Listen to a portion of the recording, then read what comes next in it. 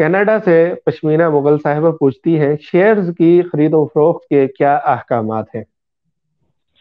बस ये तो बहुत तफसीली मौजू है और इस पे किताबें भी है तो वो भी पढ़नी चाहिए।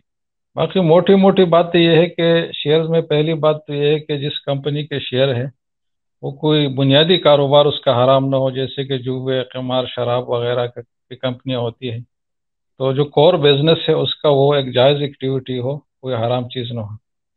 दूसरी बात यह है कि शेयर जब आप खरीदे या किसी से आप खरीद रहे हैं तो जब आप खरीदे जब उसका कब्जा उस पर आ चुका हो, मिल्कियत हो, मिल्कियत के बाद उस पर कब्जा भी सीडीसी में उसके नाम मुंतकिल भी हुए हो, उससे के बाद आप खरीद ले उससे, और अगर आपने बेचने हैं तो उसके बाद आप बेचें।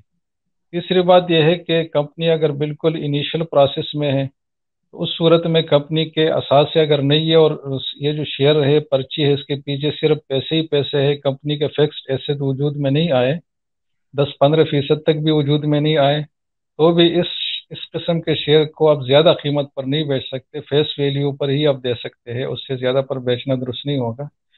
तो ये एक ज़रूरी बात है। और ये भी है कि जो चीज़ आप बेच रहे हैं वो आप फौरी तौर पर दें, मुस्तकबिल के सौदे ना हो इसमें, और ऐसी चीज़ें ना हो जो बहुत ज़्यादा स्पेकुलेशन की रूह से सिर्फ डिफरेंसेस बराबर करने के लिए इस्तेमाल होते हैं, जिसको सट्टाबाजी कहा जाता है। तो ये कुछ मोटी मोटी शराइत है इसकी, बाकी तफसीलात तो बहुत है इसकी। इसी से तकरीबन जवाब तो हो गया, फिर भी ऑस्ट्रेलिया से मोहम्मद अयूब साहब इसी से मुतालिक पूछते हैं एक सवाल कि टूरिज्म कंपनियों और ट्रेवल एजेंसियों के शेयर्स की खरीदो फरोख्त के क्या अहकामात हैं ऑस्ट्रेलिया के एतबार से। और फिर इन्होंने अपने वॉइस मैसेज में मजीद वजाहत भी की थी कि जो टूरिज्म कंपनियां होती हैं उसमें मसलन बड़े बड़े जहाज भी हमें किराए पर देने होते हैं, जिसमें कसिनो भी है, शराब भी है, जुआ, ये सब चीजें होती हैं।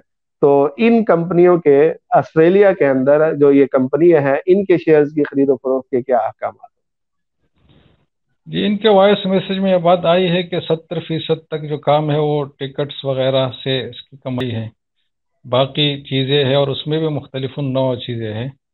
तो मतलब हम ये कह सकते हैं कि बुनियादी ये कारोबार और ये सर्विस फराहम करना ये एक हलाल काम है, और इसके ज़िमन में कुछ नाजायज़ उमूर भी पाए जाते हैं। तो ऐसी सूरत में ये होता है कि दो बातें होती हैं। एक तो ये है कि ऐसी चीज़ में आदमी हिस्सा न डाले और इससे इज्तनाब करे। लेकिन अगर किसी ने शेयर खरीदे हो या मजबूरी में इसको खरीदने पड़े तो फिर ऐसी सूरत में ज़रूरी है कि जो हराम उसका पोर्शन बन रहा है तो उसको मालूम करना होगा मुतल्लका कंपनी से कि इसमें ये पोर्शन कितने फीसद का है, तो उतनी फीसद फिर नफ़ा से प्यूरिफिकेशन का अमल भी करें। और ये आम शेयर्स में भी ज़रूरी है कि जब आप किसी ऐसी कंपनी के शेयर खरीदते हैं या बेचते हैं जिसका कुछ हिस्सा हराम कारोबार पर मुश्तमिल है, तो वहाँ भी नफ़ा का जो हिस्सा है उसके मुकाबले में जो आ रहा है तो वो आपको सदका करना होगा बगैर नियत सवाब के।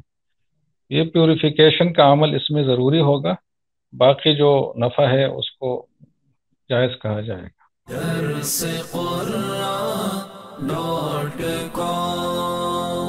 www.darsequran.com